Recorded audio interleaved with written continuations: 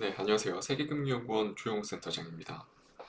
국내 증시 참 한결같습니다. 3월 들어서도 결국 제한적인 유동성 제약이 계속해서 좀 이어지면서 이렇다 할 그러니까 개인 투자자분들이 선호할 만한 테마들은 여전히 실종된 상태고 코스피도 마찬가지고 그리고 코스닥도 그렇고 아주 일부 시가총액 상위주들로만 지수를 계속해서 맞춰놓는 플레이가 2월에 이어서 지금 3월도 계속해서 좀 이어지고 있습니다.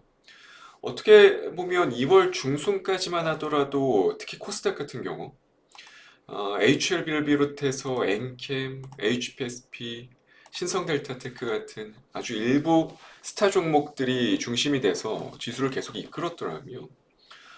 지금 3월 들어서 그러니까 2월 말부터죠. 어떻게 보면 2월 말부터 알테오젠의 재료가 터지면서 어, 지난 2월에 이렇게 시세를 이끌었었던 일부 종목들에서 수급들이 대거 좀 알테오젠, 뭐 레고캠바이오 등등 ABL 바이오도 마찬가지고 아주 일부 바이오테크 종목들로 수급들이 좀 이동해가는 면모들이 지금 2월 말부터 계속 좀 이어지고 있습니다.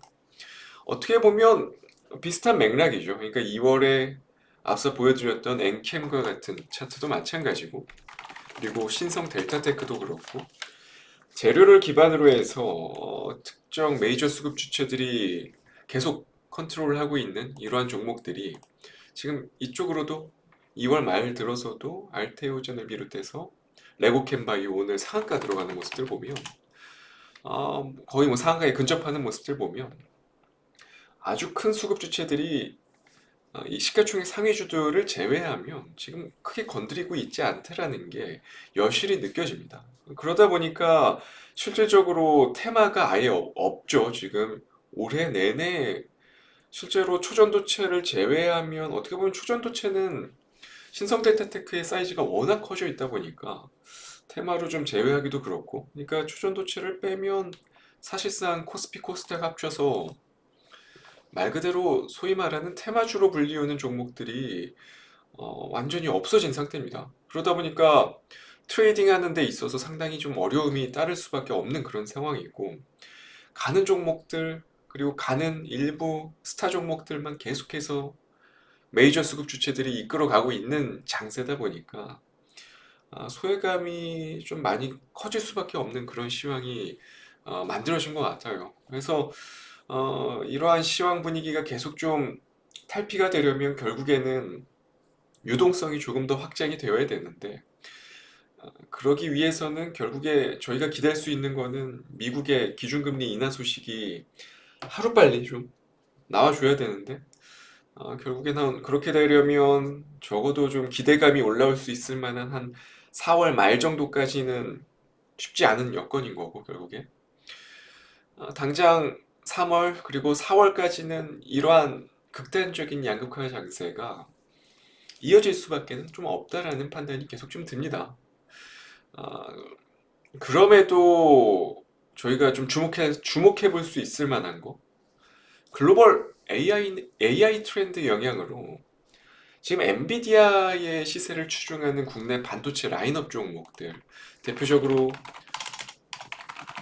SK하이닉스를 비롯해서 한미반도체 같은 종목들도 오늘 또 신고가, 종가 기준으로 신고가가 나왔고 그리고 코스닥에서는 HPSP 같은 종목들이 여전히 좋은 모습들이 나타나고 있고 뭐 아주 소수긴 하지만 분명히 HBM 관련해서 그러니까 고대역폭 메모리 관련해서 일부 장비단의 기업들이 분명히 좋은 모습들이 나타나고 있는 것은 여전히 현재 진행형이고 강세 흐름이 앞으로도 반도체를 축으로 해서 이어질 것이다라는 의견에는 사실 부정하기 좀 어려울 정도로 지금 엔비디아의 영향력이 너무나도 큽니다.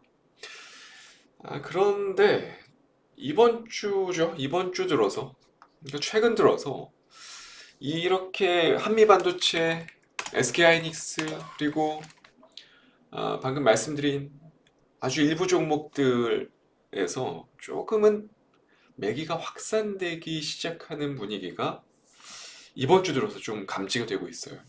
대표적으로 가장 어떻게 보면 기술적으로만 놓고 보더라도 정말 무거운 차트 패턴의 대표적인 종목 중에 하나인 원익 IPS가 지난 월요일, 언제죠? 목요일이네요. 목요일 기점으로 해서 13%, 그러니까 대량 거래가 수반되면서 13%가 올라오더니 지금 오늘도 추가적으로 4%가 더 올라오면서 주요 맥점으로 여겨졌었던 저항 라인을 지금 순식간에 일주일 만에 돌파를 해내면서 꽤나 유의미한 반등이 지금 나왔습니다.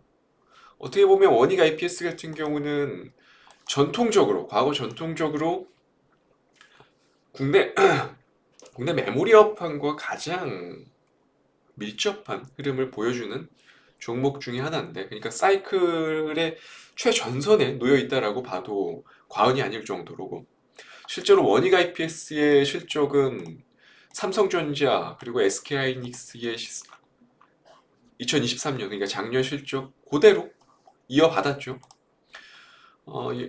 매출도 마찬가지로 매출도 31%가 꺾였고, 영업이익 역시 삼성전자, SK하이닉스와 마찬가지로 적자 전환에 들어서면서 작년 참 어려운 한 해를 겪어왔습니다.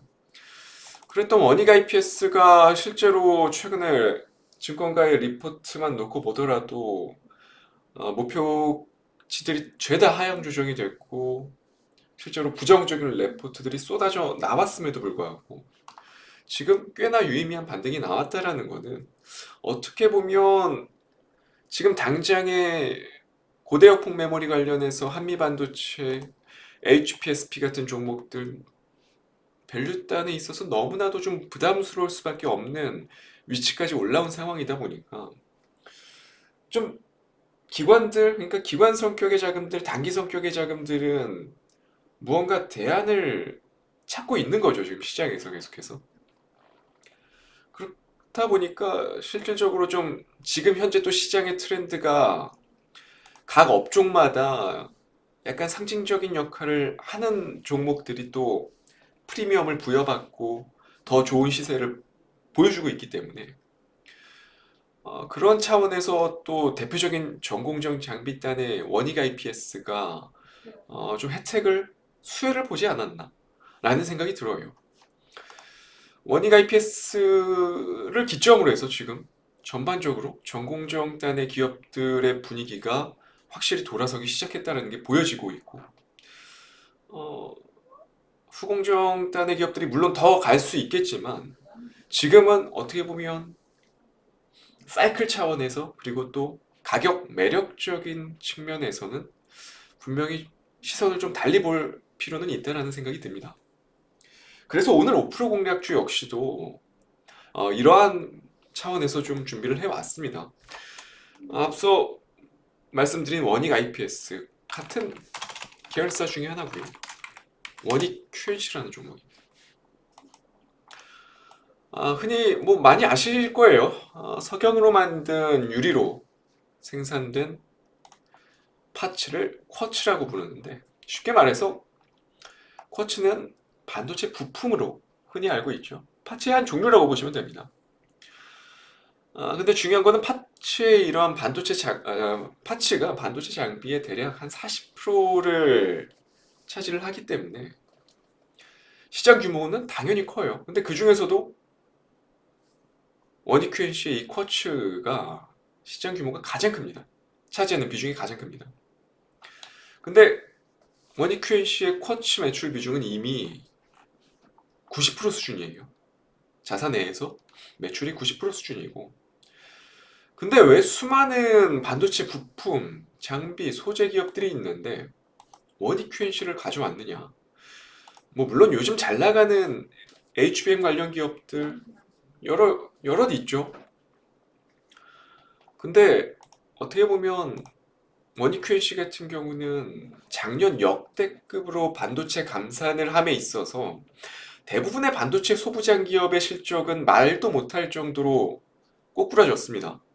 대표적인 예시로 보여드린 게 조금 전에 원익 IPS의 적자 전환, 그리고 매출이 외형이 30% 감소했다라는 거. 그러니까 제조업 기반의 기업이 매출이 줄어들었다는 거는 상당한 타격이거든요.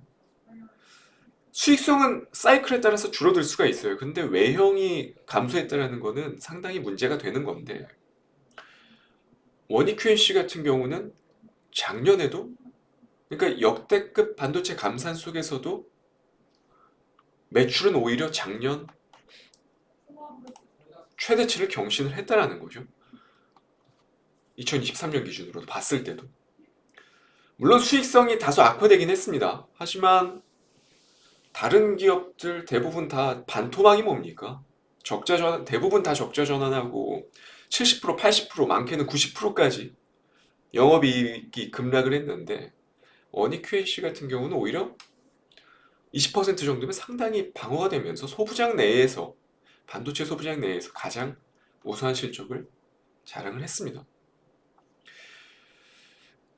결국 이 부분이 가능했던 이유는 세계 1위 쿼츠 기업이, 그러니까 이 분야에서 독보적인 기술력을 보유하고 있기 때문에 가능했던 수치인 거고, 어, 단순히 내수뿐만 아니라 지금 미국, 독일 쪽에도 수출이 꽤나, 대만까지도 수출이 꽤나 많이 진행이 되고 있는 상태고, 올해 같은 경우는 한국 구미일 겁니다. 구미에도 신규 공장이 증설이 되고, 대만 TSMC 향에도 신규 공장이 지어지는데, 그렇게 되면 아마 하반기부터는 본격적으로 가동이 시작될 건데, 아시다시피 최근 들어서 글로벌 디램 매출은 이미 회복세에 접어든 상태고, 삼성전자의 메모리가 오늘 나온 소식이죠. 삼성전자의 메모리 역시도 1월에 처음으로 흑자 전환을 하면서 오랜 기간 움직이지 못했었던 전공정 관련한 기업들, 특히 메모리 업황과 상당히 민감하게 반응하며 움직이는 종목들이 여럿 있잖아요. 앞서 보여드렸던 원익 IPS를 비롯해서 솔브레인도 마찬가지고, 그 밖에 SK하이닉스의 단일 밴더로 불리우는 APTC 같은 종목들도 그렇고, 동진세미캠도 최근에 많이 올라오고, 오늘도 그렇고, 여러 전공정 관련한 메모리 업황 사이클과 민감하게 반응하면서 움직이는 종목들이 아주 두터운 매물대를 뚫어내고 대량 거래가 수반되면서 움직임이 나오기 시작했다는 거죠. 실질적으로 사이클 회복이 가시화되고 있는 시점에서 어찌 보면 가장 우수한 밸류에이션을 자랑하고 있고, 작년에 그 어려웠던 시황 속에서도 역대급 실적을 기록을 했고, 이미 이러한 부분들이 1월 시세에 힌트를 주었다라고 저는 생각을 합니다. 지금은 퍼즐이 하나둘 맞추어가고 있는 단계다라고 생각을 하시면 될 것 같고, 메모리 업황과 밀접하게 움직이는 종목들, 그 중에서도 부품단에 있어서 가장 국내에서 독보적인 기술력을 자랑하고 있는 원익 QNC, 밸류에이션, 그리고 기술적인 부분들 무엇 하나 지금 떨어지는 게 없습니다. 이런 종목들은 사실 단기 트레이딩도 괜찮지만 중장기적으로 끌고 나가도 전혀 손색이 없는 종목 중에 하나죠. 오늘의 5% 공략주 원익 QNC였고요. 저는 다음 주 이 시간에 다시 또 찾아뵙도록 하겠습니다. 감사합니다.